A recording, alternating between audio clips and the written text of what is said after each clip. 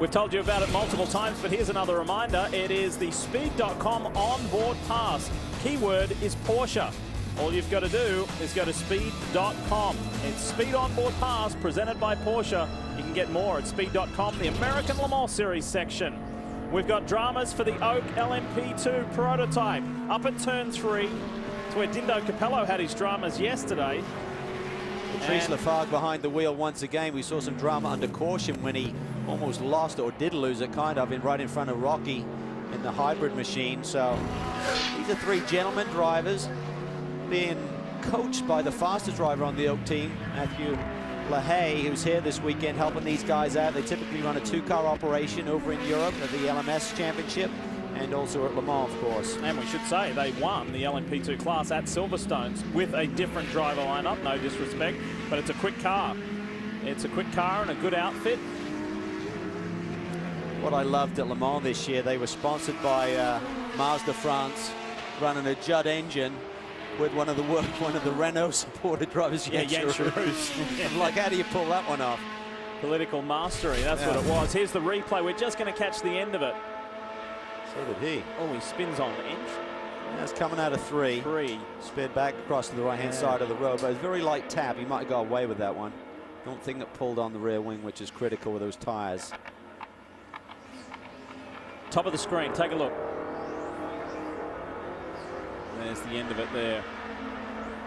Yeah, that back left side doesn't look too bad from that vantage point, but the team will check it out. I'm sure that Patrice has radioed in to give some kind of feedback.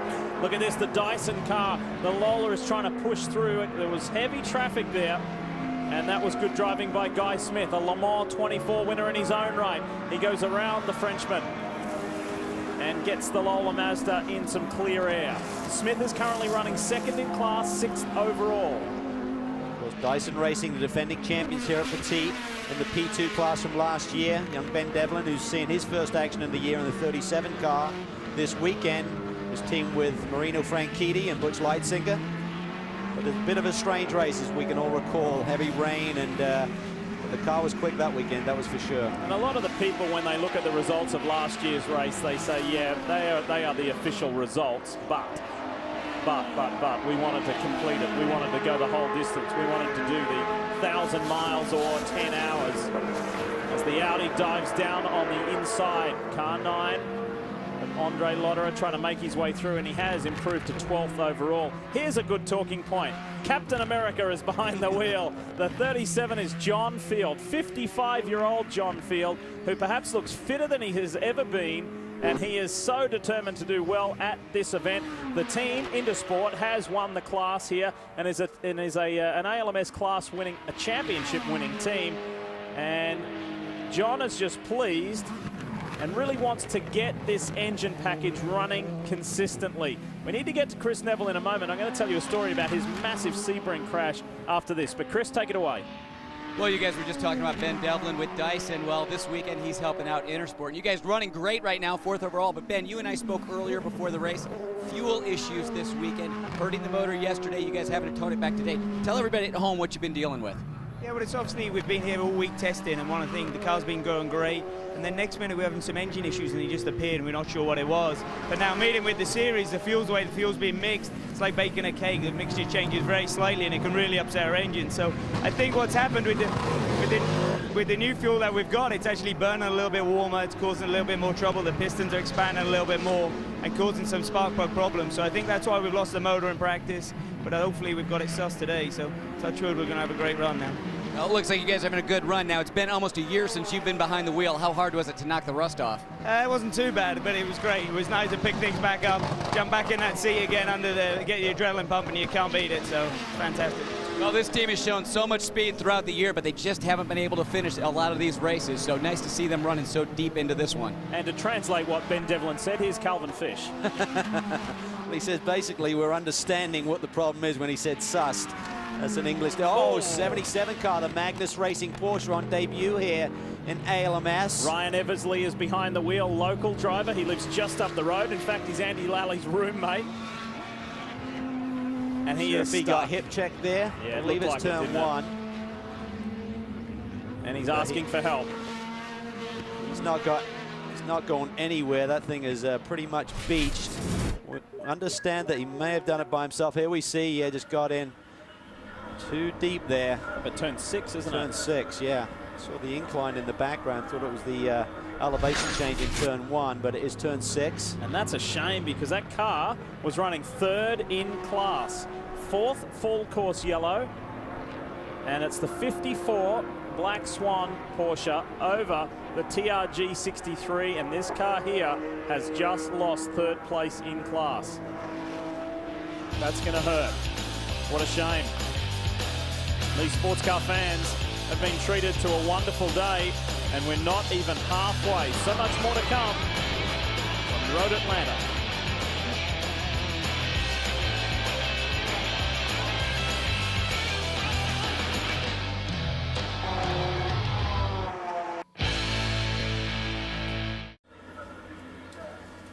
We are back. It's our 4th full course caution due to the spinning Magnus Porsche of Ryan Eversley. He's okay, has been rescued, and the car is going once again. And we're going to get going on pit lane. Look at the action here.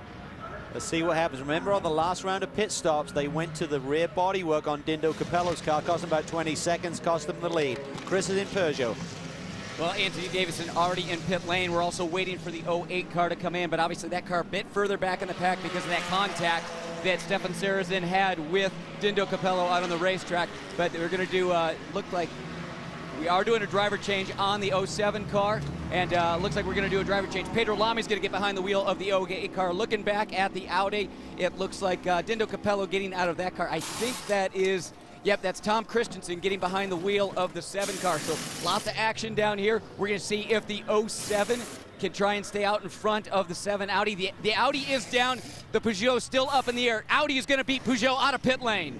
Great work from the Audi squad, and Tom Christensen leapfrogs that lead Peugeot. Well, remember, there is an advantage with an open cockpit car versus the coupes of the Peugeot in getting that driver change done. Jamie?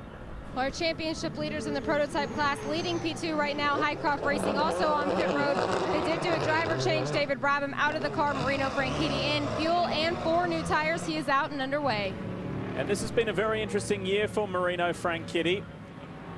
Dramas for the 08. What's going on, Chris? Yeah, very difficult time getting the 08 in the pit box with the 07 here, so that when the car came in, it didn't get close enough to the fuel rig. The team had to reposition the car, so they probably spent about 15 to 20 seconds trying to reposition this car before they could hook it up to the fuel rig. So right now, still waiting on fuel, and then they will do tires, but obviously losing a lot of time during this pit stop. Good thing is, we are under caution. This is one of the problems that we saw with Peugeot in terms of executing the races. You're going to expect there, the pit boxes are pretty tight. If you come in under caution, everyone together, you got to have a plan in place as to if the car, you know, the opening is in front of a car that's already parked, and obviously they didn't get that together and cost them many seconds. Pits are now open for the GT cars as well. On a point to Peugeot, Olivier Canel, the main man, the boss, is not here this weekend. He is at the French Rally, part of the WRC, the World Rally Championship, which, of course, the company is heavily involved in with Citroën. And here we go. The class leader is in, Ollie Gavin. These guys have just been quietly going about their business. We haven't seen a lot of them, and they are doing a very good job. Everyone has been talking, us included, about Ferrari, about Porsche, about BMW. Well, the good old American muscle has been doing just fine. And a very clean run. Remember, new pit stop regulations where the prototypes come in 1 lap, followed by the GTs on the next lap. 4 cars on pit road. They are going to do a driver change. They're also doing fuel and 4 new tires. Right in front of them, though, on the pits is car number 61. They're also doing a driver change. Giancarlo Fisichella is going to get behind the wheel of that one. The 3 car just pulled onto pit road. A lot of GT action right now. A lot of the same thing going on. Fuel, tires, and driver change. Chris is down with the 01 Ferrari. Chris? Yeah, great run by the Tequila Patron Ferrari, but this team has got their eye on a situation. The alternator has failed on this car, so a couple hours ago they told the drivers, hey, no AC, no helmet blower, turn the camera off at the back of the car. So the only thing they're running right now electrically is the computer of the car and also the headlights, but we're going to keep an eye on this. They probably won't try and change out that alternator, but they might have to change batteries later in this race. Looks like the Ferrari is delayed there. Delay possibly with the left front. I'm not sure that's what we're looking at right now, but certainly lost a little bit of time here.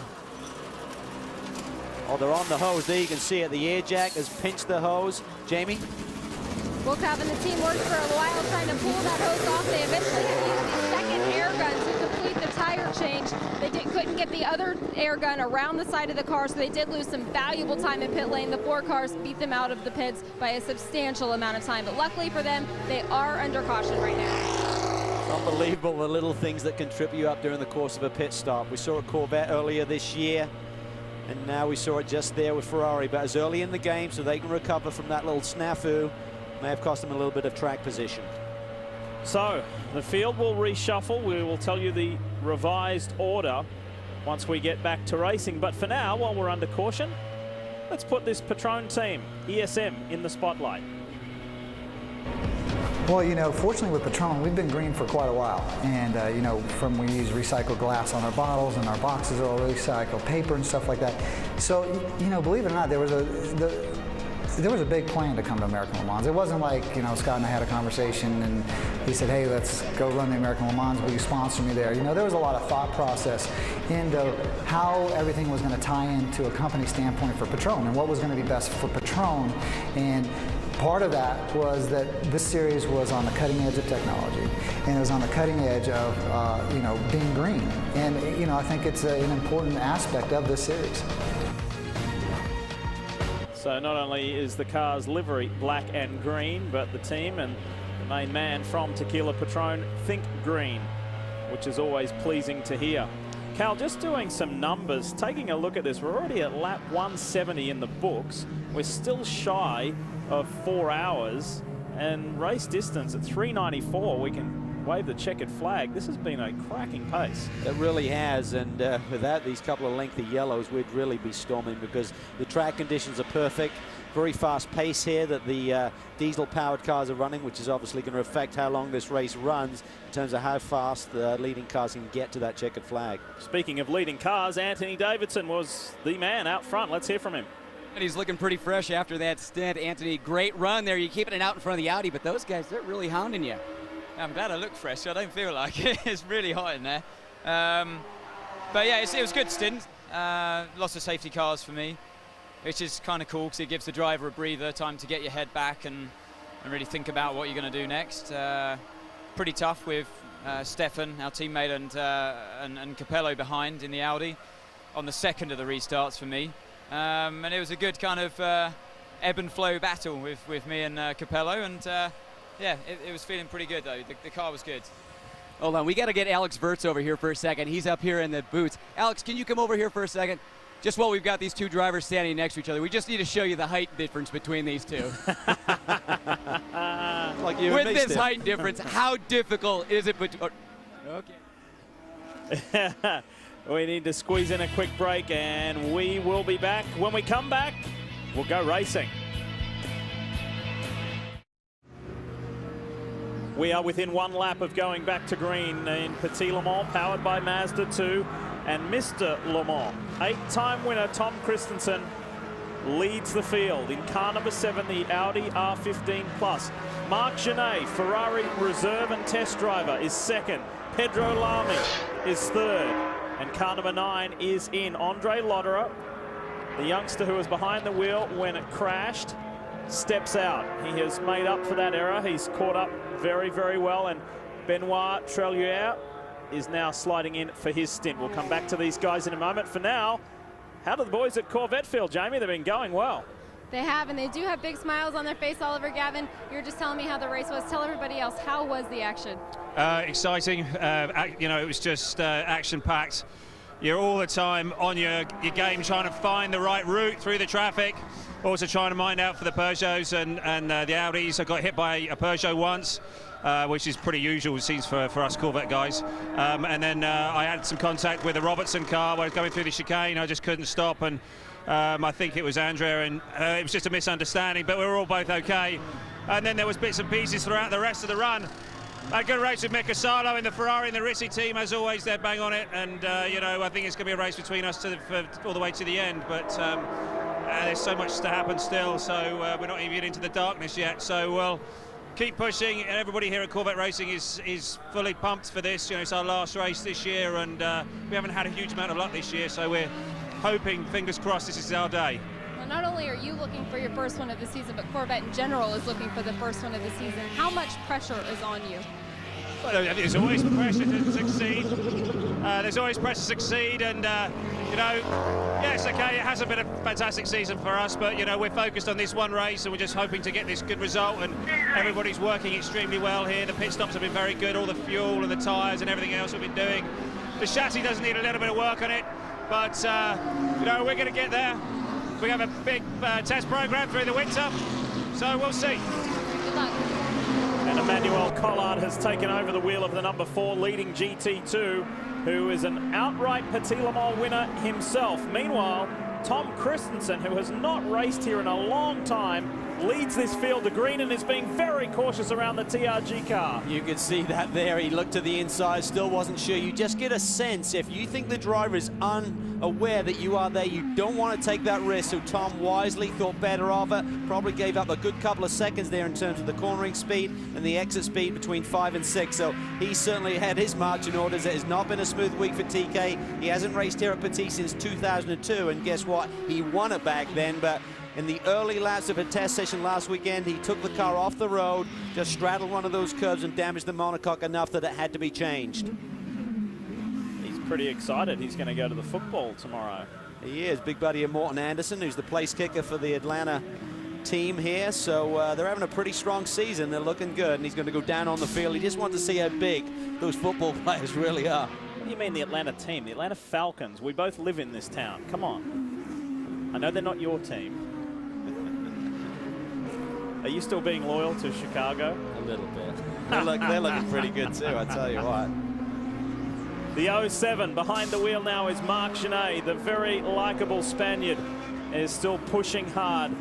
And we're getting word that the 02 Extreme Speed Ferrari is going to receive a penalty for servicing this car during the prototypes pit stop.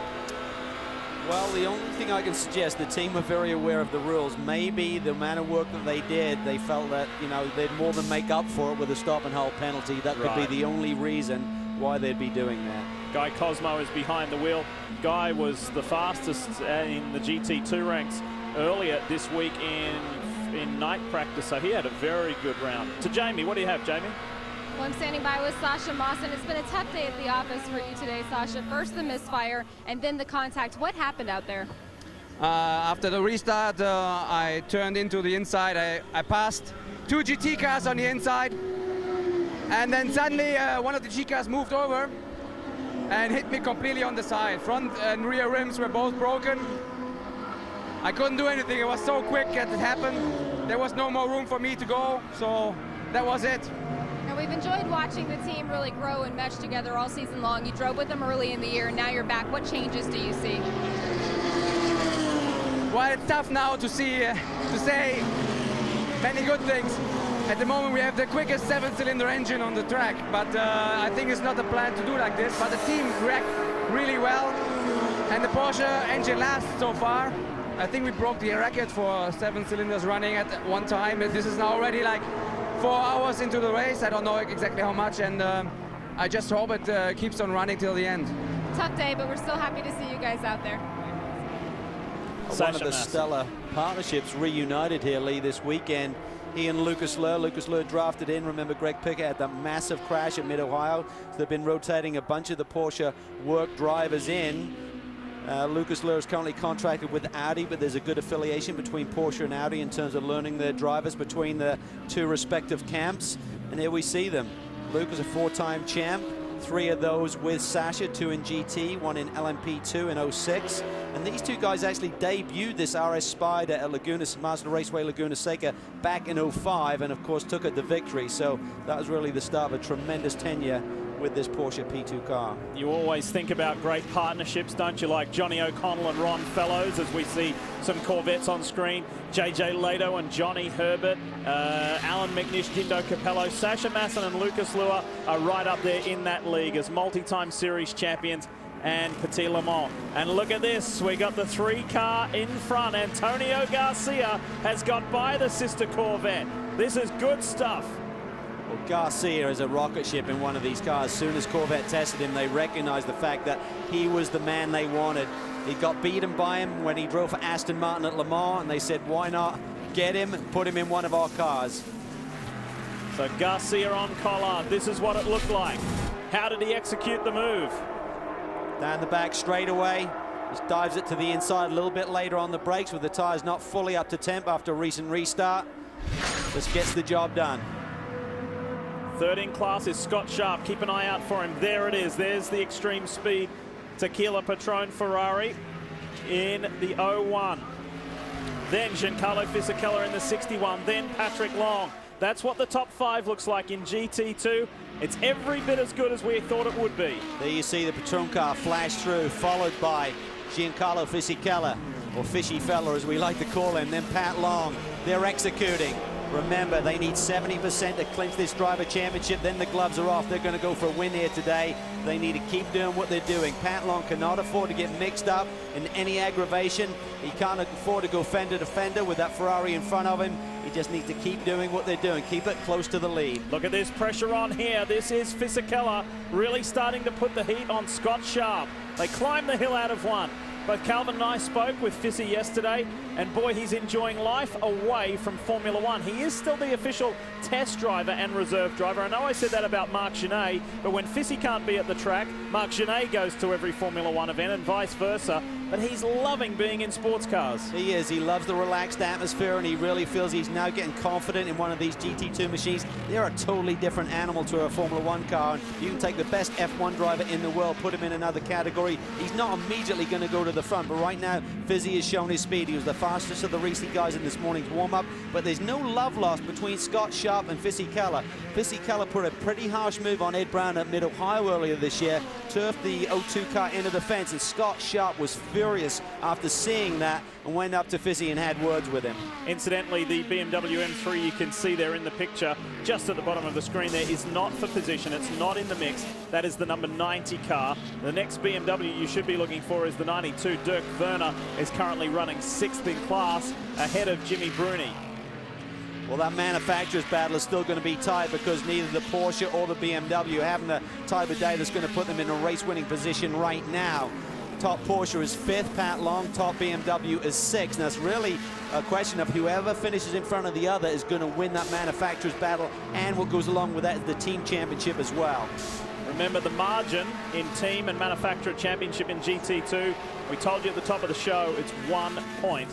Porsche advantage over BMW. Ferrari were a further 10 points back, or 10 points out of the lead. So it's not impossible for the prancing horse to win both the team and manufacturer championship.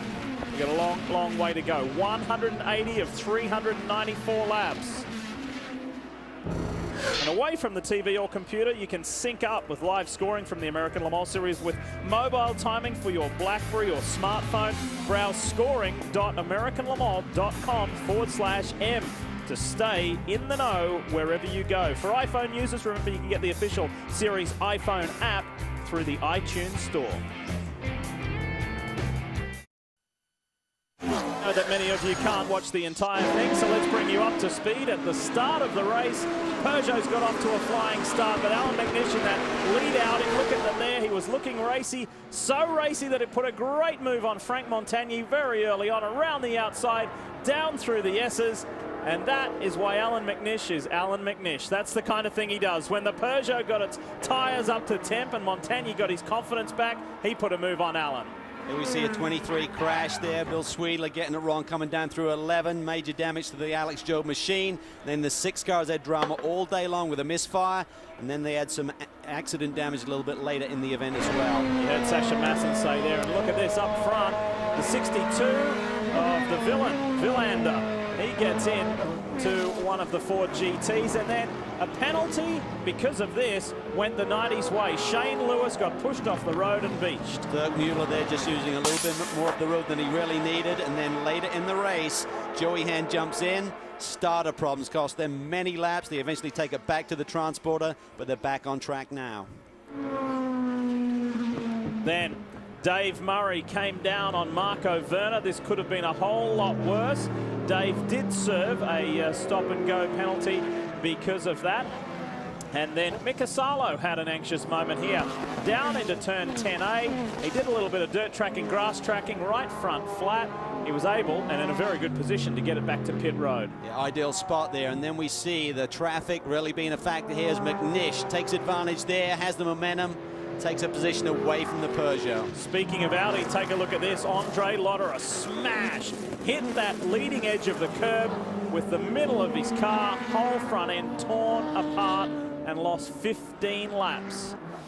The young German was on the lead lap. We just heard Sasha Masson explain in detail what happened here. He got clouted by a GT car. And then this, on the inside, Stefan Sarrazin on Dindo Capello. What was going on? Well, I just think he thought about it too long, and eventually when he went for the gap, it was no longer there. Turned himself around, no harm, no foul to Dindo. This was heartbreaking stuff if you're a 99 fan and Team Gunner, Team Green Earth, Team Gunner, because they appear to have a steering rack problem, and it was forced to go behind the pit wall and back. And then this was just moments ago. Antonio Garcia on Emmanuel Collard for the lead of GT2, and that was a swift move on the sister car. It really was. The Corvettes are looking really good here in race trim. So didn't have the speed in qualifying 6th and 7th, but come race day, the boys look good for maybe their first win of the year. In GTC, remember we've got 5 classes here today at this year's Petit Le Mans, 3 in prototype, 2 in GT, and this is GTC or GT Challenge, and Tim Pappas's Black Swan Racing. How about this first year in the series? Tim has raced a variety of cars, but he has really put together a good team and a good campaign, and they've got quite a handy margin, almost a full lap over the next closest challenger. Yeah, they just put another lap on the 63 machine, the TRG car that's currently driven by Duncan Endy, so these guys are looking really strong, looking for their 5th win of the season. Good pit strategy, a little bit of timing luck on their side, and that was a nice work from Black Swan Racing. Jamie? It did come down to luck and strategy there with this one, Lee. The 54 car, they waited to pit a little bit ago, and they pitted under caution. TRG, they opted to go ahead and come in when the track was so green. So I just talked to the team owner, Kevin Buckler, very disappointed for those guys. He said that the team really deserves this one after all the hard work that they put into it. And I said to Kevin, the race is nowhere near over yet. He said, I know. We like leading. We wanted to lead this thing all the way to the end. And I know, Jamie, I know that you were following the 99 story. Have you heard any more from Kevin Jeanette or Gunnar Jeanette? Do you have an update on that, or do we need to check back in? Here we go. The pictures are telling us the story.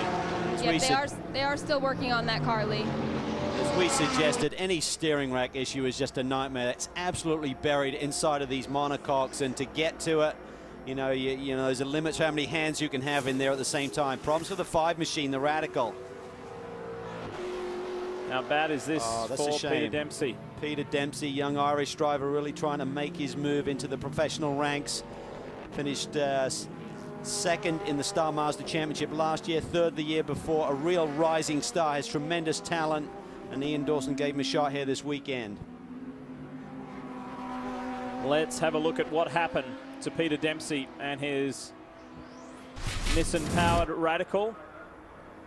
2nd car in shot, the black and yellow one on the power early. Boy, it's not the first time we've seen that this weekend on that corner. No, saw a little wiggle there right at apex down into turn 5. That's the area he just spun in, and then as he got back to power on the way out, not sure if he'd just come out of the pits or not on fresh tyres. That may have been the issue there. Poor old Ian Dawson must be saying, what do I have to do to have a decent run at Petit Le Mans? Yeah, that's right. I mean, he's another troop. He just keeps grinding away with these various programs. Got this IES Nissan foundation, essentially, to that engine program. Let's go back to this ongoing battle, which is not going away. It is Ferrari v Ferrari, and the pressure is on Scott Sharp from Giancarlo Fisichella. An IndyCar Series champion versus a former F1 champion. In excess of 200 Formula One Grand Prix started from Fisi. A multi-time Grand Prix winner. And just a few moments ago, he was a lot closer to Scott Sharp than what he is right now. Check this out. The red and green Ferraris going at it. Does Fisi give him a little tap here as they get caught in traffic? Have a look here as they come out of 3. Scott goes to the outside. Fisichella gets alongside him as they plow down through the S's. Obviously the move didn't stick, but right now he's right on his tail once again. Remember, ESM, they've had so much speed this year, but they failed to score a podium finish. They'd love to get it here today. Scott Sharp currently running 3rd. There's race leader Tom Christensen whipping through. He's got about an 8-second lead over Marc Genet at the moment. And Pedro Lamy maintains 3rd. Remember, this BMW we're riding with, car number 90, is not in position. They're not fighting for this at the moment. Quick correction on that. Sharpie's up to 2nd. Fisichella is 3rd. Collard has got backwards here in the pack. Collard has dropped down to 5th, who had the lead after the restart.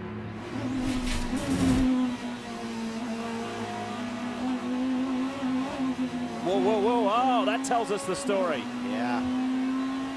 That's Collard behind the wheel there, just used too much of that curbing. Coming out of 5, had to correct, check up out of the throttle. And the bees were by him. That is one of the signature curves here, one of the signature corners at Road Atlanta. Have you ever seen superbikes here? The boys, if they get high on the curb, they wheel stand off the end of it and jump off the end of it. It's just as challenging on 2 wheels or 4. Fisichella not letting Scott Sharp out of his sights. For class leader Antonio Garcia, he's got about a 6.5-second margin on these Ferrari boys. He's checked out. He has. He's done a tremendous job, and that's not the easiest thing to do when you're just coming in for these enduro events, to really slide in. Got a full course yellow, and is this for Peter Dempsey? Yes, it is. Just getting word from race control right now. The Radical was unable to get going under its own power. Peter Dempsey needs help. So caution number 5, full caution number 5. As we always like to do, it's a good time to go and grab a drink or whatever you need to do, because we're going to squeeze in a commercial break while we're under yellow so we can show you as much green flag racing as possible. You're watching Sports Cars on Speed, Petit Le Mans. Wednesday night on Speed. Speed Prime Time is packed with adrenaline. First man and machine are pushed to the limit on an all-new Intersections.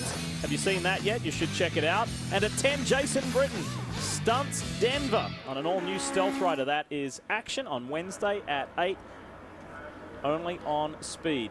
We're back on a glorious day, beautiful afternoon. Road Atlanta, Petit Le Mans, pit stops are happening. Jamie, kick it off.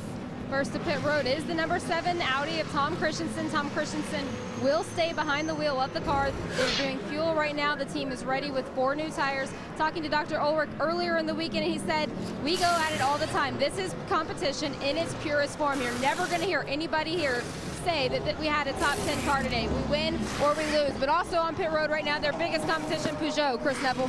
Yeah, the Peugeot splitting the strategy. The 08 car staying out, the 07 car staying in. They just did fuel, so what they lost last time in pit lane to Audi, they've taken back. The problem with not taking tires when you're under caution is the hot rubber that stays on the 07 car is more likely to get the pickup. Whereas TK, Tom Christensen's car with fresh rubber, will not be hot. The tires in terms of it will not pick up as much. So should be a little bit of an advantage for Tom once we get back to green flag running. Let's reset the picture though. We're almost at half race distance and we've still got the big guns, 3 cars on the lead lap. Christensen, Genet, Lamy. The unfortunate thing for Tom Christensen is it's 2 Peugeots versus 1 Audi. However, we still have the big guns in the running and we're almost halfway through. Now Peter Dempsey's run into trouble again. This is the reason for the caution, and now this Radical has stopped yet again. Well, it stopped very early in this race. I was just looking at timing and scoring. After 4 laps is when they hit pit lane. Earlier in this race, it took them 4 hours to rectify something. So there's something way amiss with that car right now. So 07 has got the advantage over car 7 for the time being, that is. In P2, Marino Franchitti leads the way over Guy Smith and then Lucas Lua. And as far as the rundown in P1, Christensen, Genet, Lamy, you know that. John Field is 5th, and Johnny Cocker is sitting 5th in class and 7th overall. He drives for Paul Drayson, who is instrumental in pushing the green message in American Le Mans Series competition.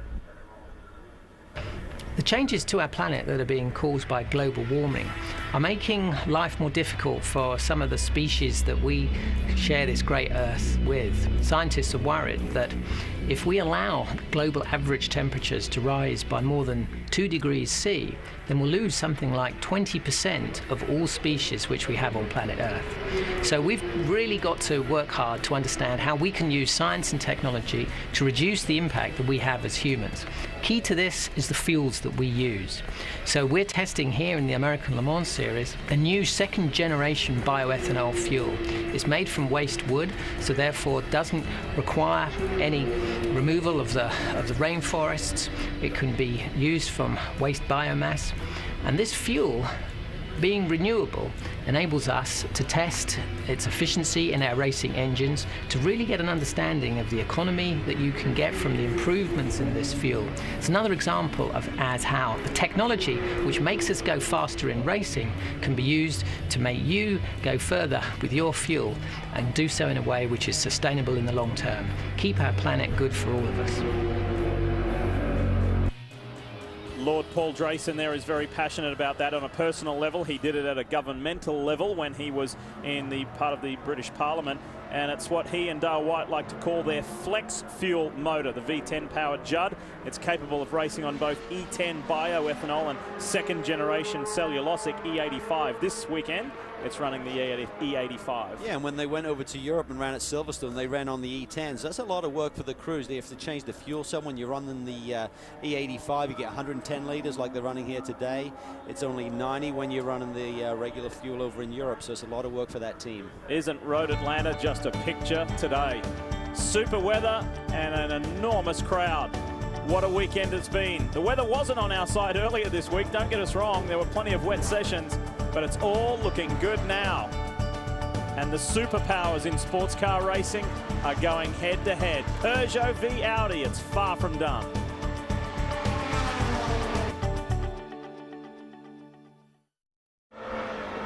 Sneaking up on halfway of the 2010 Petit Le Mans, 10 hours or 1,000 miles.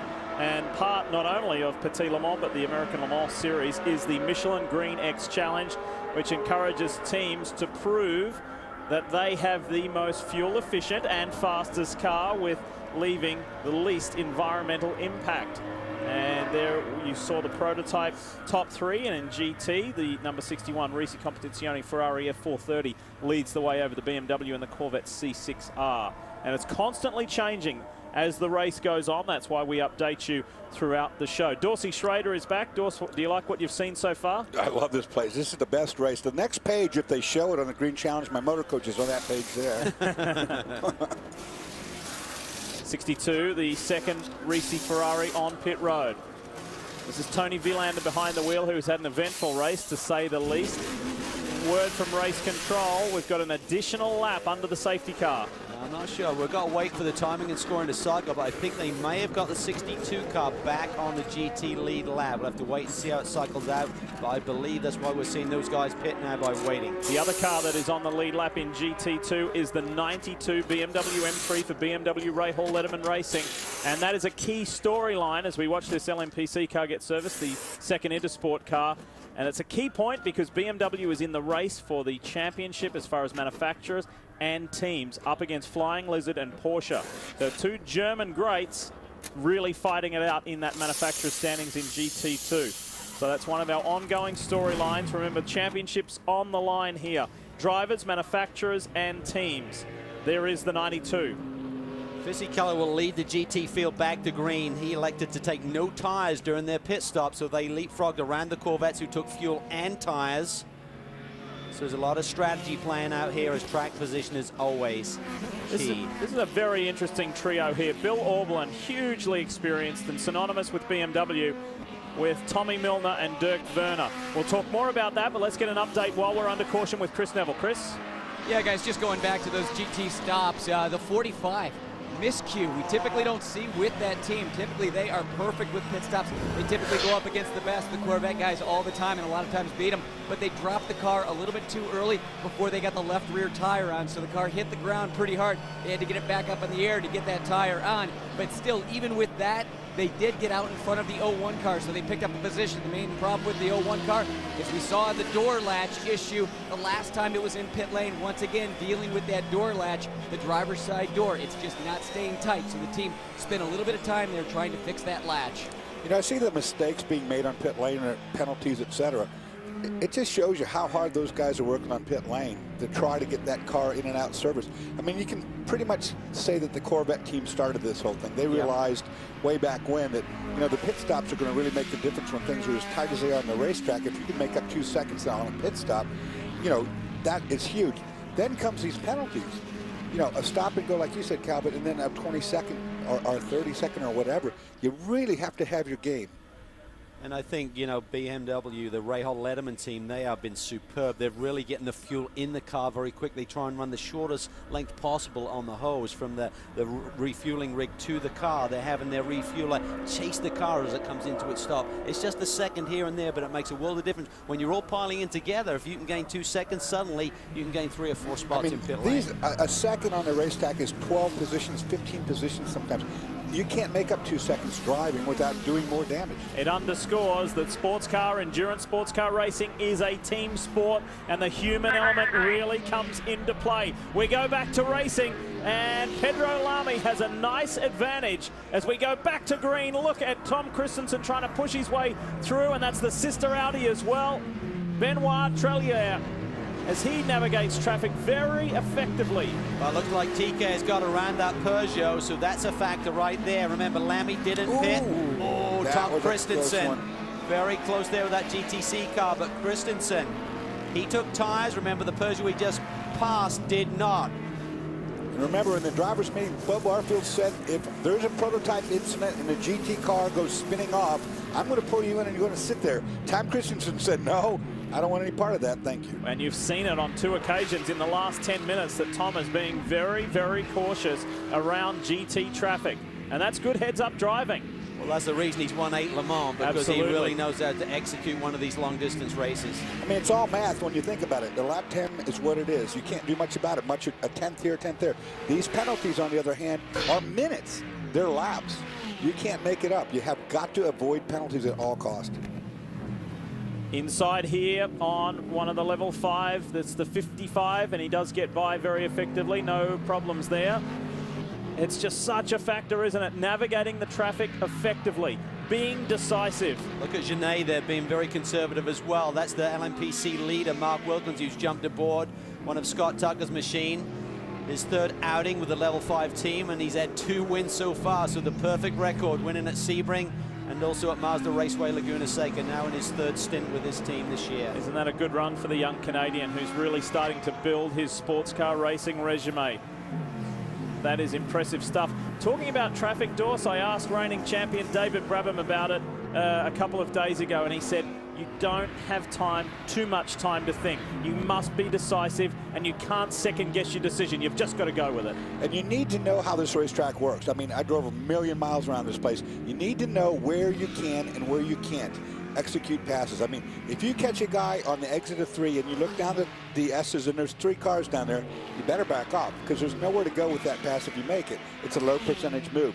I mean, it's time lost, but by lifting, you lose less time than if you went down there and got yourself in a mess. We saw it right here in this area of the racetrack with Sarazan. He was indecisive with that move on Capello, and it looked horrible. Yeah, it did. I mean, that's so confusing, because both drivers at that given stage knew what was going on, but because of the indecision, neither knew what to do. And there's so many factors as well. Different stages of the race, they'd just gone back to green, so Dinder wasn't rolling through the apex at the normal speed, because he's waiting for the tire temperatures to come up. We're into the second half of this race, only just, and all 3 on the lead lap have all had their share of the lead of this motor race. Pedro Lamy has a 10.8 second lead over Christensen, and a couple of seconds from Tom back to Mark Genet. Marino Franchitti leads P2 and is 4th overall. Clint Field is 5th overall. However, he's number 4 in the P1 class.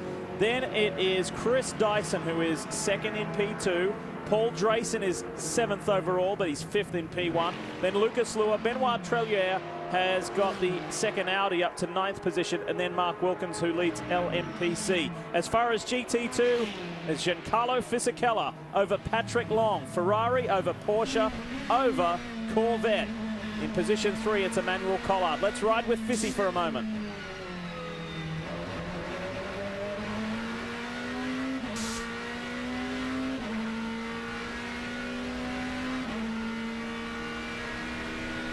That Ford GT's not short on straight line speed, is it? No, it's got plenty of grunt in that car, and I thought they were a dark horse for the pole here this weekend in the hands of the 04 car with David Murray, but good top 10 finish.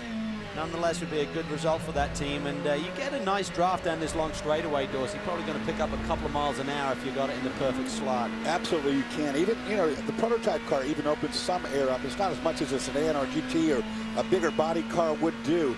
But nonetheless, I mean, when you see a car passing you on the straightaway, as soon as he clears you, duck in behind him. Get what you can get. It gives you fuel mileage. It gives you top-end speed. It's all a plus.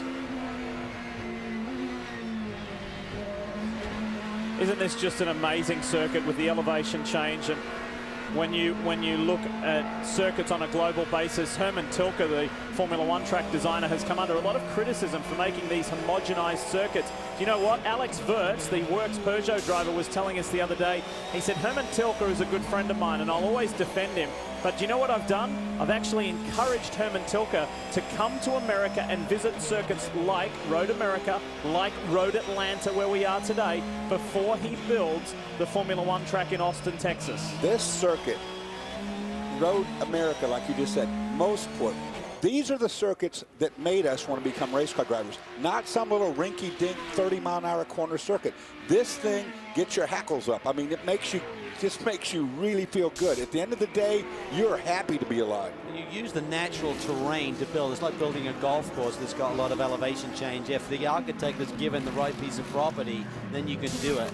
But even so, with some of these properties that they're now given, they can certainly move some dirt around and create similar impression to what you see here. The Flying Lizard Porsche, the 45 of Patrick Long, multi-time champion in the American Le Mans Series. He's going for 3 with his lanky teammate Jörg Bergmeister, who's going for 5 championships, and he's got himself into 2nd position. The gap from here to Fisichella is 5 seconds. The sister Corvettes are together on track, and this has been a very strong show of force at the season finale, and these guys need to try and break that winless streak. And look, the 16 is in trouble. Chris, what's going on?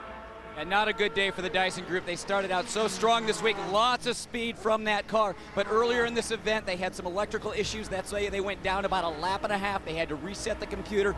Now drivetrain issues. The team doesn't exactly know what's going on, but Chris Dyson just saying to the team, hey, something is grinding away back there. They took a look underneath the rear bonnet.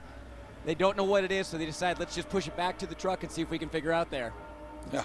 At the speed you go around here, grinding away back there is not tolerable. No. No, that's not fun. Emmanuel Collard, see the 2 Corvettes on screen being split by an LMPC car. Collard, Garcia are 3 and 4. Scott Sharp is in the top 5. Orblin and Villander are on the lead lap in GT2. You are watching a pretty intense battle at Petit Le Mans, not for the overall lead, but for class honors. And while this isn't for the lead of the class, look at those 2 yellow Corvette C6Rs, the American muscle, the Thunder. They shake the ground when they go by, and they are the crowd favorite in the American Le Mans Series. Stellar driver lineup and amazing cars, and their first full year in GT2 competition. Still getting used to saying that, GT2 competition. And program director Doug Feehan said, you cannot believe how hard we have worked this year. To be winless is not satisfactory. There's a move for position here. The 3 on the 4, squeezing through. This is a double change. They've already switched positions somewhere on this lap because Collard led them across the line before, then Garcia got in front and Collard takes that position back. So they're fighting hard. Nice work. So they want to win. They want to end this drought and come away victorious in 2010. This is great stuff, isn't it? And they've just been going about their work very nicely today. They didn't attract the headlines coming into this event. That was all for the German marks and the Italian marks. This was not a change of just class. I mean, to change a car from what it was to a GT1 car to a GT2, everything, every single part of that car has got to be new. The engine had to be developed. I mean, look behind him. Here comes Scott Sharp. Scott Sharp up into turn 6. Is he close enough? He is. Yeah. He puts the ESM Ferrari up into the top 4. That's a nice move. Takes that position away from Collard. Here comes one of the BMWs, the 92 car. That's Oberlin. He's back on the lead lap along with the 62 of Tony Vilander. So all to play for here. Remember that manufacturer's chase. The BMWs can get up ahead of that Flying Lizard car. I'll swing it back to BMW's way in terms of the championship. And Patron cars working together, you see them. You know, the difference right there between P2 car and GT. Hardly anything down the straightaway. This Garcia locking up a little bit. He's feeling the heat there from Scott Sharp right now. And let's not forget that the last 2 years here at this event for Scott Sharp have not been pleasurable, with crashes really putting a scar on both weekends over the last 2 years. He would like to erase that with a great result here and a win. Look at it, the inside move from Billy Aublin. Tries to put the BMW M3 on the inside. Really starting to hassle Emmanuel Collard for that position. And that you get no bigger at BMW than Dr. Mario Tyson, who ran the Formula One program for many years. Dr. Tyson is here, and his message was clear. We will go for victory. I tell you what, though, Dorsey, I mean, the other BMW is so many laps behind now, they're not going to be a factor today, so this is their lone bullet in the gun in terms of making an effect on this championship. And I don't think Billy Oberlin can afford to be too aggressive right now. I mean, you've got to get a little bit later into this race before you start doing anything too silly. Long, long way to go. The second car out of the championship hunt, but not out of the race, certainly can play a part later down the road as far as we won't go there. And if you're saying, well, this is second, third, fourth, fifth, etc., where are the other guys? Giancarlo Fisichella has a 5.7-second lead over Patrick Long, who in turn has about another 5 seconds over the head of this train, Antonio Garcia. On board with Fisichella through turn 12. Now here's the thing with a big lead like that, why you don't want anybody to get a big lead is if the caution came out and the leader overall splits you, you're all of a sudden in a mess like that. The other guys all together can regulate.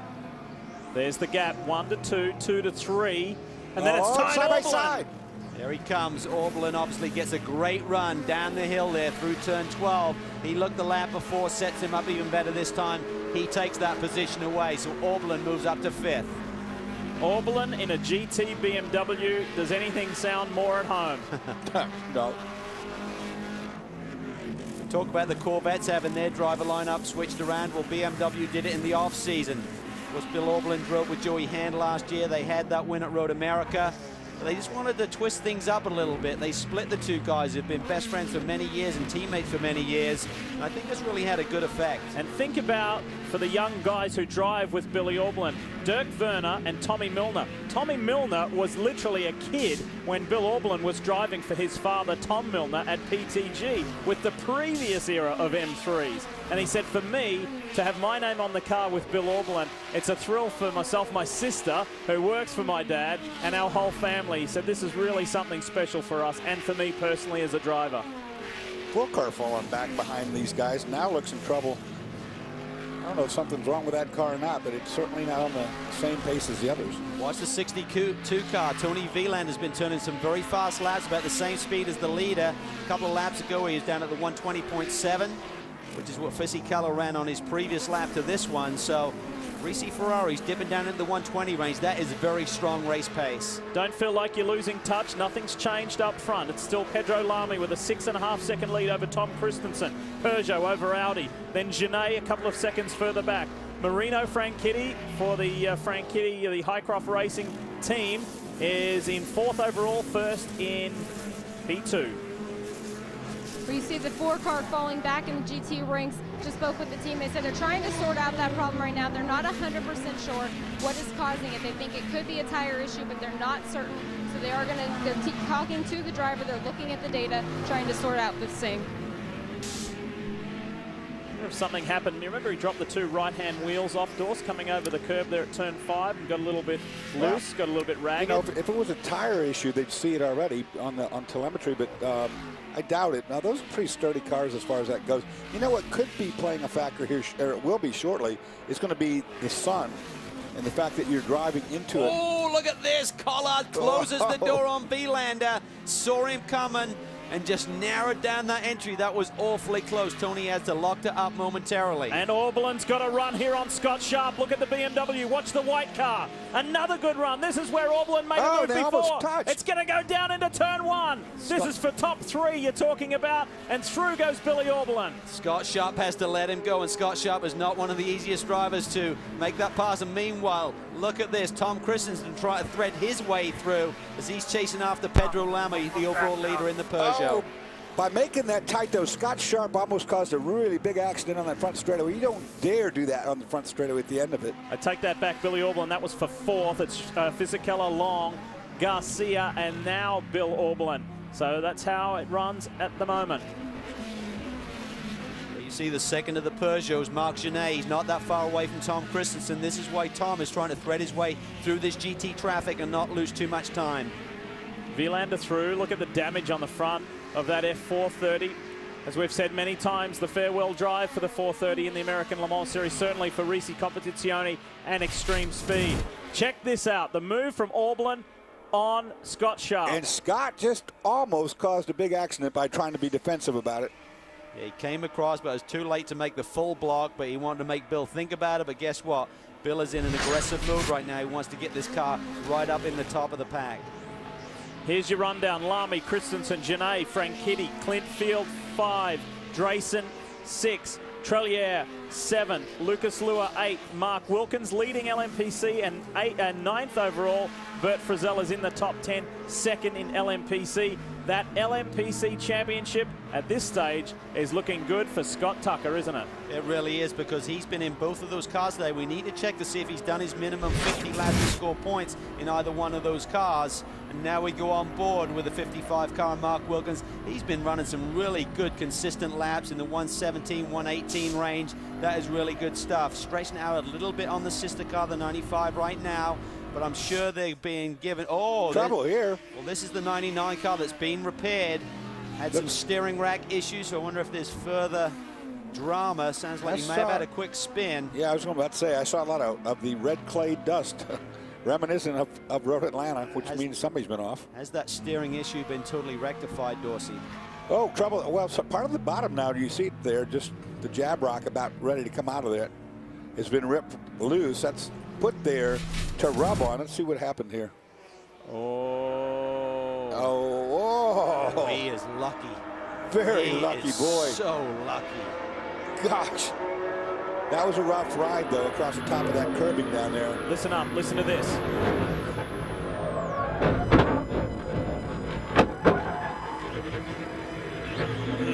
That could have been bad. There's Christian Zugel behind the wheel right now.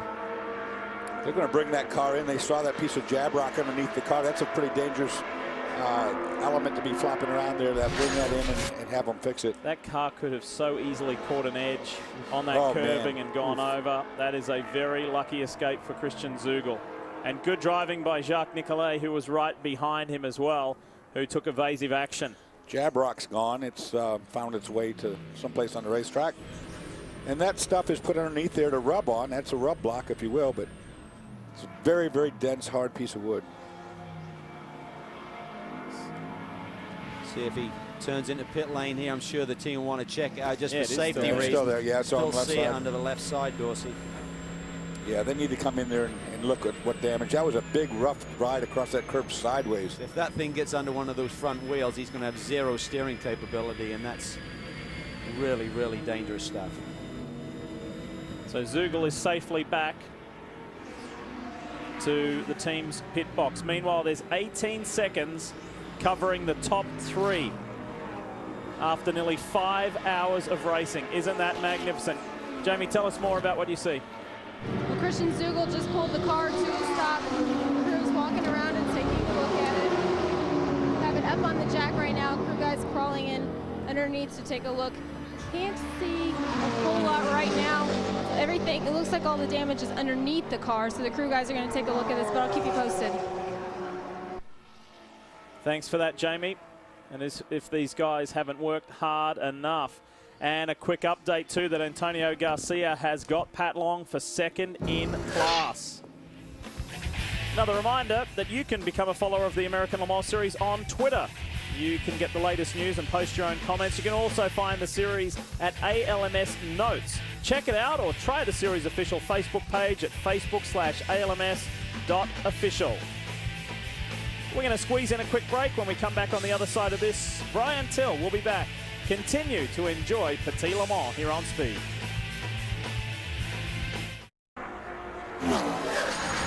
Just over 5 hours into Petit Le Mans, but let's take you back to the very beginning where it was Peugeot's 1-2 at the drop of the green.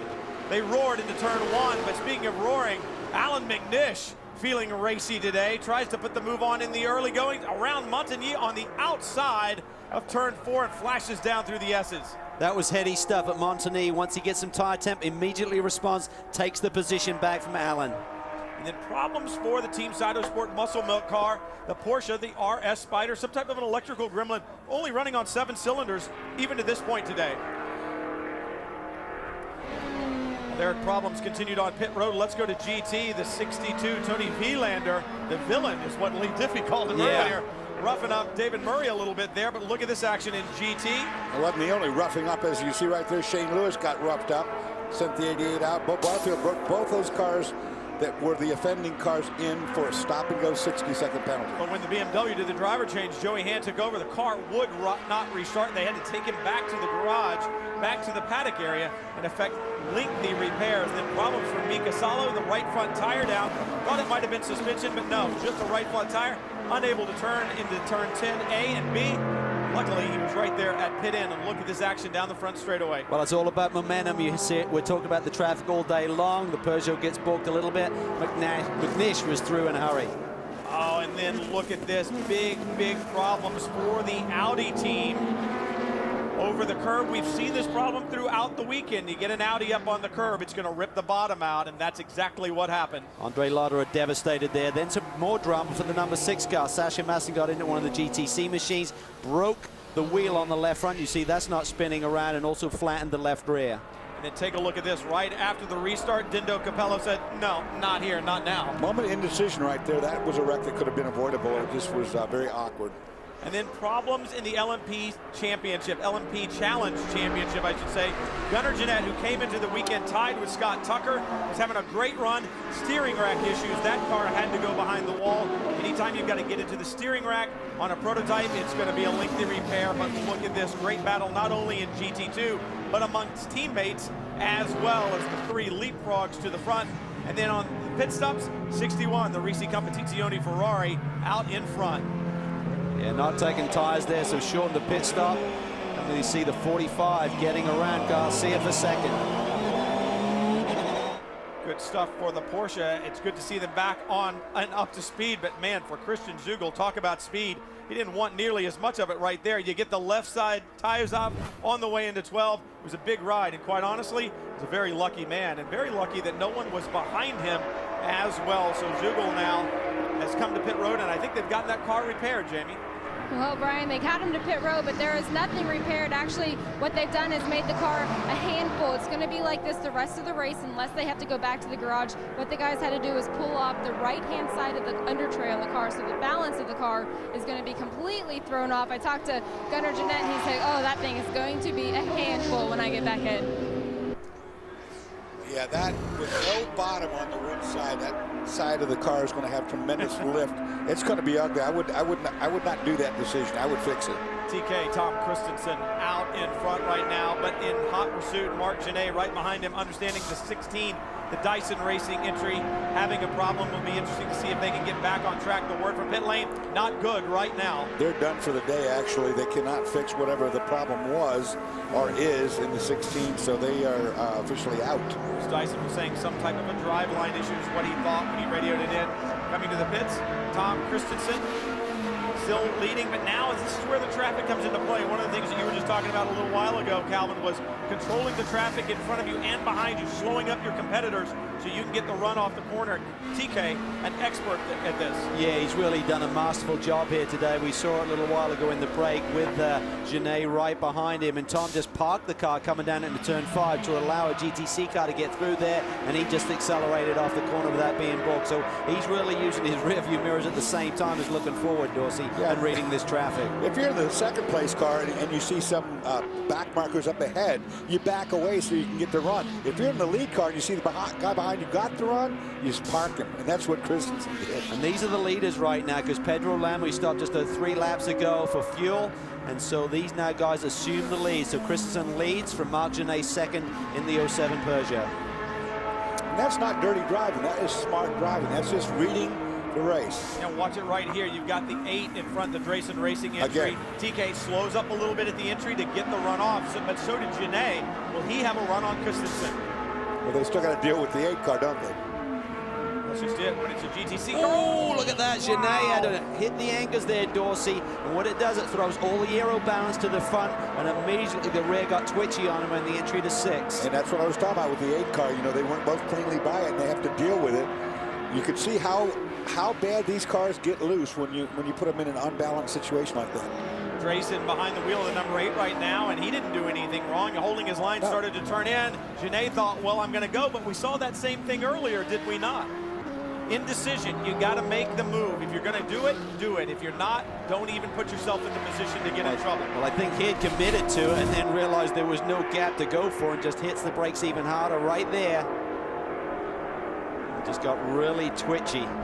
Locks it up, even into a high-speed corner like 6. Now he comes back at Christensen. This is for the lead, heading up into 3. And they've got more traffic in front. That is a very familiar tune, to say the least. Now, you can sweep around the outside of a GTC car there, but from here on down to turn 5, you're pretty much stuck. And there's the 44. Look at Christensen again. Parks back it. way off to get the run. And I tell you what, Dorsey, this is mentally exhausting. These cars are physically hard to drive, but when your stint is really knotted up with this, having to read the traffic, I mean, you are really on your toes all of the time. Yeah, it's an awesome cat and mouse game going on right there with 2 guys with huge experience. I mean, they're reading that traffic and they're using it to their advantage. That's exactly how you have to run a race like this. You know, you saw Christensen when he realizes he's not going to make the pass on a slower car, he parks everybody behind him. You have to do it. Christensen with a good run down into 10A and 10B. Genet still behind. I think Christensen recognized the fact that Marc Genet does have that experience, Dorsey, that you're talking about, and he feels that he's going to give him a good, clean race. So I don't think he's too worried about some banzai move by Genet coming down the inside. He thinks about it. He's going to recognize the language that Christensen has given him in terms of slowing him up before the corner. And Calvin, you've run races against guys like this before. And when it happens to you, okay, first, you're frustrated. But second, I smile because I'm going, that was good, man. That was good. I will get you back for that. Christensen, the one who has to fight through traffic. Genet getting caught up right now. It was Dindo Capello behind the wheel of the 7 a little bit earlier. He had a great run with the Peugeots as well, Jamie. He did. Tom Christensen might be Mr. Le Mans, but Dindo Capello with 5 wins here. Definitely Mr. Petit Le Mans. So Dindo Capello, we've seen the traffic be a key all year. You know how to win here. How is the race different this time around? Yeah, traffic is the main issue for everybody. But what is good for us, and we realized after the first stint that we can fight in traffic as well, which was our concern before the start of the race, because our car was really difficult to drive, really difficult to place it where you would like to overtake slower traffic, but in the race it gets better, and now we can fight at the same level than Peugeot. And you know, in some lap you can gain a lot, in some other lap you lose a lot. It depends. There are some traffic which cost you a few tenths or a couple of seconds. There is another kind of traffic which can cost you even 5-6 seconds per lap. It's really, really difficult. You have not just to look in front of you, but you have to look really far away to understand even the next action you have to do, because sometimes through the S's it makes sense not to take risks because there is even more traffic coming before corner 5, and some other time it makes sense to take the risk because you see corner 5 free, and then it makes sense to take a risk, overtake slower traffic through the S's. It's a little bit tricky, but that's why this kind of race is so beautiful. Even with the traffic, these guys at Audi still have something to prove here this year. Well, Audi are definitely feeling it right now, but there's problems with the 55. Oh! Mark Wilkins behind the wheel has had impact with something. Rear wing is torn up.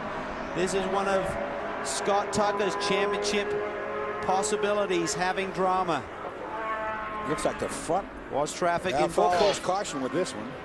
Now it says Mark Wilkins on timing and scoring, but it certainly looks like Scott Tucker's black helmet. Or maybe they'd made a pit stop. No. Check here. I mean, Tucker has the solid black helmet, Yeah, but that I think that's a different one. It's Showing not Mark Tucker, I Wilkins. believe. It might be, yeah, it is.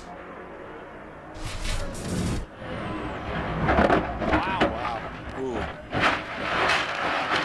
Whatever happened all of a sudden, and it Boy, didn't that- sound like rear that tires. almost looked like something broke when he got to the brake, because, I mean, it just snapped, spun Calvin. That wasn't rear lockup, I don't think.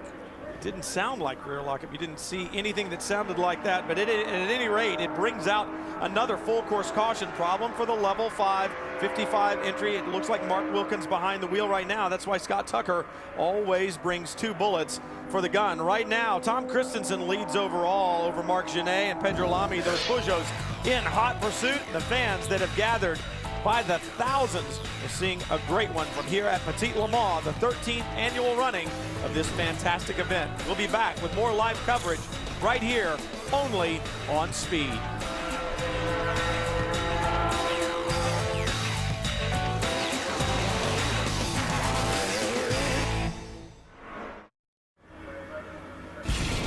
Get more and check out all the ALMS extras at speed.com, including video highlights, expert analysis, driver blogs, photo galleries, and feature stories. Get more at speed.com, American Le Mans section.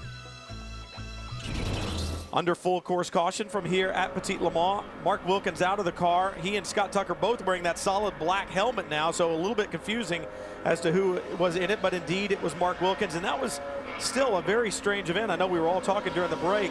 It didn't look like brake lockup. It happens too fast. Well, the other thing is, Brian, I think if it was rear brake lockup, he would have spun to the left, whereas it turned the other way, Dorsey. I don't know what you think. Yeah, no, I totally agree, because if it did lock up, it almost always would go to the left in favor of that corner.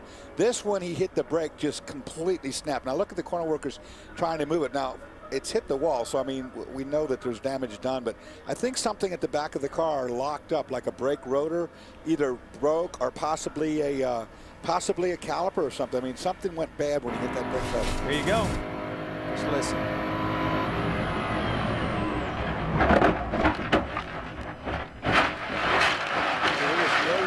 There was no warning whatsoever that was going to happen. And he did hit the wall hard enough. It actually damaged the wall a bit as well, we're being told. So they'll get this car on a flatbed. Now, the important to note, I said a little bit earlier, Scott Tucker had 2 bullets in the gun, the 95 out there running and running well. But this is how the championship, as they run right now, but as we've seen throughout the day, guys, anything can happen. It just happened to Mark Wilkins coming into the braking zone. Seemed to be a pretty benign braking zone. No one around him. Came in, applied the brakes, slowed down, and halfway through, it just all went bad. So anything can happen. Still a long way to go. Gunnar Jeanette, I know that 99 had problems with Christian Zugel behind the wheel a little while ago, but that's why you get it back out there. That's why you keep running. So while they get this worked on, the other car that we really had hoped to see here this weekend was Don Panos' Abruzzi, the spirit of Le Mans, and the idea behind that car, an absolutely fantastic one. It takes someone like Dr. Don to come up with a creation like Petit Le Mans and the Abruzzi. With the Abruzzi name and the heritage of the family, I thought this was a good representation for it. And Abruzzi seems to go with what Panos represents, which is big power, muscle, noise, and Abruzzi has a deep sound to it. It's not like the other sports cars, low displacement, high res, like Ferrari. It's not like that. So it's Abruzzi, and we're proud of that heritage. So this car was designed to recognize the Panos look, keep the engine up front, but to get rid of that drag issue, we put the radiators in the rear. We tried to incorporate in the rear of the car some real Italian heritage, and there's nothing wrong with a nice Italian rear end, and that's what we have. You want to comment on that? I'm not even going to go there, right? I'd love to, but Mark Wilkins sitting in the safety vehicle, he had said to the crew he had lost all brakes. I think it probably felt that way. Yeah, I'm sure it felt that way. But, I mean, whatever happened was it exploded something at the back, which turned the car out. I mean, it snapped. It didn't leave any tire smoke from a locked-up brake. I mean, that was a snap. As soon as he hit the brake pedal hard, something broke. and they won't know until they get it back. And like you said, Calvin, they hit the wall so darn hard. Yeah. There's going to be a lot of stuff broke. And that's a shame because he was running some spectacular laps there in the 117 range consistently, and he loves Road Atlanta. Very excited to be back in the car this weekend. Disappointing end. Hopefully they can get the car fixed and score some points today. He had 2 great appearances in that car at Sebring, being able to put a class win at Sebring on his resume. Also Mazda Raceway Laguna Seca winning with Scott Tucker and Christophe Bouchou, and now just anything can go wrong. That's what the great thing about these endurance racing. It's why they call it endurance racing. You must endure to the end. And right now that LMPC championship still very much up for grabs as prototypes come to pit lane. TK, Tom Christensen in the 7. Looks like there's going to be a driver change. His radio definitely unplugged. And Genet follows him to pit road. Jamie, you're up. I am Tom Christensen, just pulled it in, already climbing out of the car. Zendo Capello getting his seat inserted right now. Fuel going into the car. Nothing else to be done to these cars except for the driver change. And that's exactly what they're doing. Mechanics standing by. They have the tires ready. 2 air guns here in the United States, and that's what they're going to use here. Strategy playing perfectly for them right now, but Peugeot's also on pit lane. And Marc Genet getting out of the 07. Alex Burt's getting behind the wheel, and it looks like Pedro Lami's going to get out of the 08, and Frank Montagny going to get in this car. Last time the 08 had to come in after the 07. They had a very difficult time hooking up the fuel, but this time no issue, and a very quick refuel on the 08 because this car was just in pit lane, so they're going to make up a lot of time. The Audi already down, and away. The 07 going to follow that car out, and they're still finishing up the 08. Wow, another great pit stop by the Audi group. Capello in as he heads down pit road. We understand the 37. There's the Highcroft entry coming out of pit road. That's Simon Pagenaud behind the wheel, I believe. Curious to see Dindo get back in the car. Remember, McNish started the race, then it was Dindo, then Tom Christensen. So you got to think they're already thinking about the end of this race, thinking about the sun going down, thinking about what they're allowed to do with the drivers. They're allowed to run 4-hour max out of a 6-hour window. So maybe they're going to put Alan McNish in for a triple at the end of this race and trying to get him to get through that critical sunlight stage, Dorsey. And it's tough. I mean, we're about to get into that, and we'll see it with our onboard cameras when we go to those. That 3 times a lap, you cannot see a single thing. Boy, this pit stop for the 8 team seems to be taking quite a long time. Tom Christensen out of the car immediately. The first stop is to the box to have a conversation with his engineers. They can talk about what's going on with the car. I think that was a great stint right there that TK just put in. I mean, it was strategically really spot on. He did everything he had to do. He got the car back in the lead position. Talking to Howden Haynes there, right side of the, let's listen in.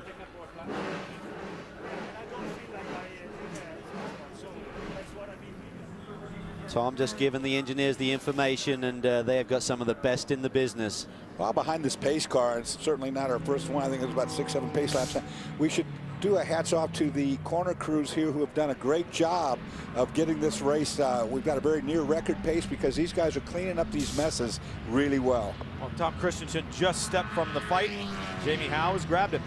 He's finished debriefing with the engineers. Tom Christensen, what were you telling them? How's the car? Sorry? How is the car right now?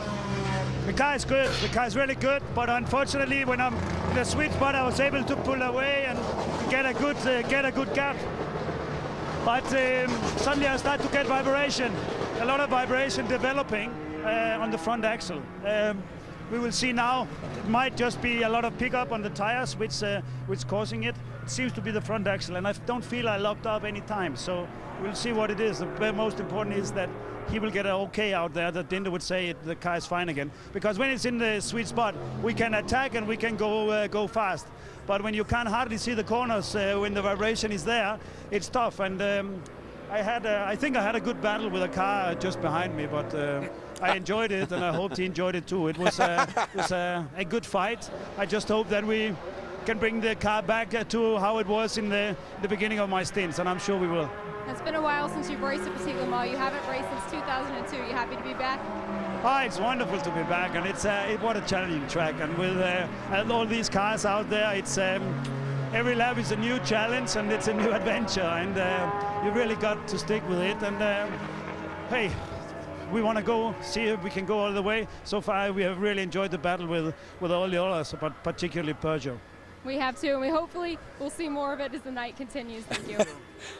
That's Tom what I was Christensen. talking about right there. He said, I enjoyed that. I hope the guy did too. He didn't even know who it was, but he realized that the two of them were in a cat and mouse game, and that is very And enjoyable. a big smile on his face. Remember, Tom hasn't seen much race action this year either. Absolutely. Well, there's a look at the leaderboard right now. Dindo Capello takes over the 7 out in front, then Marino Franchitti. And we talk about the greening of racing in the American Le Mans Series, being a leader in that. And we've had guests from the federal government here. Well, guess what? The American Le Mans Series and Porsche went to visit our nation's capital back in September 21st, taking the Porsche hybrid to the people.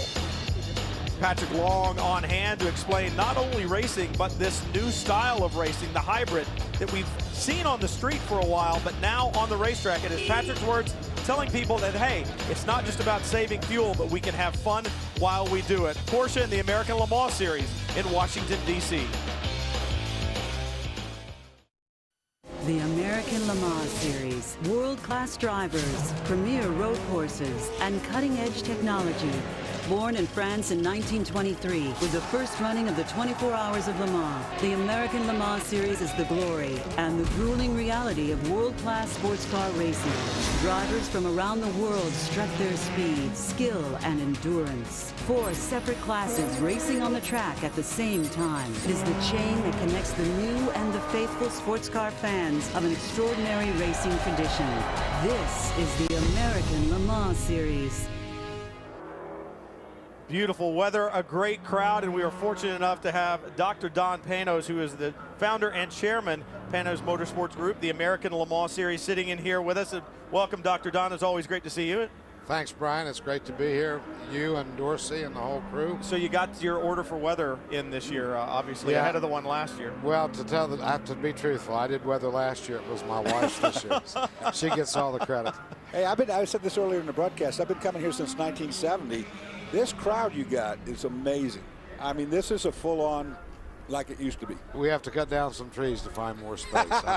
And there's a lot of trees cut down since 1970. And we're trying to be green, so that's a tough job. Well, now this is the 13th running of Petit Le Mans. The first running was in 1998.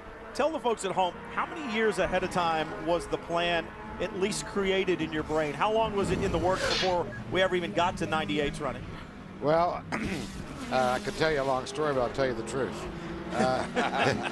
Actually started in the fall of '97, and Lane Berteau and I were at Sebring, and I had been with him in Japan, and he was the technical director for the ACO. Wow. And I said, 2 Peugeots just bumped each other. Yeah, I was going to say, I don't know if this is what you had planned to create, but what you created is some intense racing as you watch that restart. 2 Peugeots getting together at the start. What you've created, Dr. Don, is pretty impressive stuff. Manufacturers from all around the world coming to race here. As you see right now, Dindo Capello holding on to the point over the 08 with Frank Montagny behind the wheel, and then the 07, Alexander Wirtz got shuffled back. But back to 1997. Yeah, it was in the fall '97. I said, look, we need to do some racing with stable rules. And I said we'd like to do a deal with the ACO and run a Petit Le Mans at Road Atlanta. And from that, I just ended up buying the track. And from there we went and cut the hill away and put it on in October, was it September or October, 98. And the building process began, and here's the process of the Peugeots trying to get back up front. The 08, Frank Montagny sweeps around the outside of Dindo Capello, and one of the things that we've seen earlier today, seemed like it took the Peugeots a little longer to get up to speed, Dorsey, with new tires after a restart, but right now, Montagny on a charge, Capello the one holding back a little bit. Yeah, that was good top-end speed, too, running down the hill. And you see these things, we've discussed it a lot, that the Peugeot's really throwing the black smoke out here this year, meaning they've got the wick turned up. Capello trying to hold on, Montagny pulling out a little bit. Don, when you look back to 1998, the first year that it ran, and obviously it was a great turnout, and you had good participation, but as we fast forward for 13 years and we show up this year, I'm sure you were a little concerned about some of the rain that we had on Wednesday and Thursday, but the crowd that you have here, I don't want to say unexpected, but the pleasure that you see when you look around, you look at the shots from the helicopter, how does that make you feel? What's the satisfaction level? It makes me feel great, and you know the track and Jeff Lee did a great job with all the promotions in the city and around the community and the billboards and the newspaper coverage and chambers of commerce of all the different civic groups in the area, and you know it's paid off, and you see the crowd. I don't know how we get any more people in here. and it's really good. And I knew it was going to be good. I didn't know how good it was going to be. Well, I've said it before. I'm a road racing fan from the day I was born. I went through all my career. People want to see road racing cars on a fast racetrack, fast race cars going fast, not fast race cars being held back. You own 3 of the fastest racetracks in the country, all ones that I love. This one, I mean, this is what we come to see right here. And this is the intense action in GT right now at 62. Tony Vilander in the Risi Competizione Ferrari just ahead of Olivier Beretta in the number 3, and then the 45, Jörg Bergmeister, Tommy Milner in the BMW in there as well. And what you've got is Ferrari, Corvette, Porsche, and BMW, and this is what you wanted to build, Don, and you've done a great job. Seems like running the organization is much like running one of these teams out here on the racetrack. It's not just about having one star, it's about building a team. You talked about Jeff Lee, the management here at the racetrack, Scott Atherton, the guys, Scott Elkins over at the American Le Mans Series and IMSA. The team that you've built has been spectacular. Well, I got to say, I'm a dreamer, but these guys are the ones that make the dreams come true. They really have done a fantastic job. You know, there you are, 4 brands leading, 1, 2, 3, 4. That's four what I different like. brands. I like to call that. That's great. First through everyone. And the color arrangement's fantastic. Talk about the teams, and we're watching GT right now, which takes me to your latest creation, the Abruzzi, the Spirit of Le Mans, and it was something that we had hoped to see race here this weekend. Obviously, right. that's not come to fruition, but no. The idea is there. We saw the car, it did a lap this morning. It is absolutely stunning, and I spoke to Ian James a little earlier, and he said, we've got a race car here. This is a real race car, I can tell already. Where's the pride in that, and where's that dream? When did that dream start? Well, yeah, first of all, I got to apologize to everybody. We thought we'd get on the track. You know, it was a gearbox situation. We expected it September 8th. We got it a week ago today. So that's been a problem. But they got the car running. They drove it down from Virginia. They got here at 5:30 this morning. And although we didn't get to go in any of the races unclassified, we did get it here, did get to do a lap, and the fans got to see it. Well, and that's what's important. Proud of it. We'll go back to for the fans. It's been one of the monikers from the very beginning in the American Le Mans Series, and certainly there are plenty of fans that got to see it here today. When you look at it, obviously we've got a long off period before we get to Sebring of next year. Certainly we expect to see one Abruzzi there. Are we going to see 2? I think you'll see 2. We've got a couple of customers that are looking at buying a car, a couple from Europe. The car will be testing this week, and then we're going on to China. Excellent, excellent. Well, Dr. Panos, it's always great to have you up here. We've got some great battles on the racetrack. When you look back to the beginning, when you created all this, the magic that you dreamt about is certainly coming true. Here at the 13th running of the Petit Le Mans, everything is just as exciting as I know you wanted it to be when you first came up with the idea. So thanks for stopping by. It's always great to see you, as usual. Thank you, guys, and I just want to say, none of this would be possible without the fans. Without them, you don't have anything. Absolutely. And thanks to the fans. Thank you very much. And hey, thank you, Dr. Panos. And look at this battle in GT right now. Battle between the Corvette and the Ferrari. The Ferrari gets through. The BMW joins the fight as well. Intense stuff in GT2. This has been the way it has been all year long. We understand there's going to be a penalty to the 61, the Risi Competizione Ferrari, for working in a closed pit. That's Jamie Malo behind the wheel. It'll be a stop and hold for 60. So another one of those penalties that we talked about earlier. That's another lap, a whole another lap that's just thrown away because they worked on the car when the pit was closed. So that is an inexcusable error. I mean, now it's a 1-lap deficit that they'll have to go through. And just about anyone that I spoke to this weekend, whether it was a GT driver or a prototype driver, said we can absolutely not afford to make a single mistake on the racetrack or off. And yet, I'm glad we haven't kept track of the mistakes that we've seen made today, because there have been a lot of them. Jörg Bergmeister now up to 5th. I said it before, these mistakes on the pit lane are as a result of everyone trying so doggone hard to get their servicing done in the fastest way conceivable. Outside pass attempt down in the brake zone. Bergmeister's going to hold his line to the inside, but the Ferrari through by the time they get to the brakes, and Jörg Bergmeister is going to drop a position. 0-1 moves forward. Johannes van Overbeek behind the wheel of that Extreme Speed Motorsports Ferrari. We've talked all day long about how this team has just come alive as of late. Can you believe this? I mean, GT2, we knew it was going to be a war, but you've got 6 cars running halfway through this race almost, more than, I should say. and they're still right there as a gaggle. And I think they'll be that way tonight when this comes to the end, too. 5 hours and 38 minutes in the books. Just absolutely intense racing continues. The 61 will be coming to pit road, serve his penalty, and the battle continues on the racetrack. The Peugeot flashes through. Frank Montagny working his way through traffic. There's the 61. This is painful. I mean, sitting there, stop and go, that's bad. 1 minute sitting still is just unbelievable. And it's the 1 minute sitting still, plus the time, the roll down pit lane, plus getting back on the racetrack. So as you said, it's a lap. Yeah, you're going to lose a lap by doing this, and now you're going to have to, really work hard to get that back. All right, Dorsey, as the driver, you're sitting there. You didn't do this one. No. You didn't make contact. You didn't do anything. It was a mistake on the part of the team. What's going through your head, and how do you try to keep yourself calm? I had this happen to me where I was the one that served the penalty, but I wasn't the one that incurred it.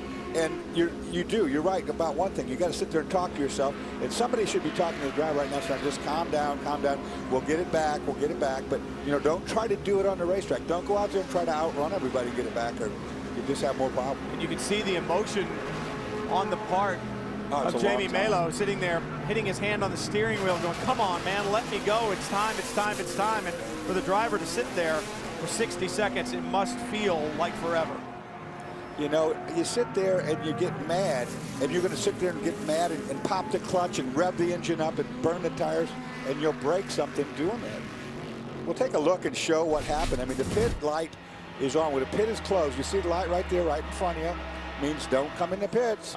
So it was the driver's fault. But look at him slow way down. Was he thinking it was about to come open? I don't know. I'd be turning left. I was right there.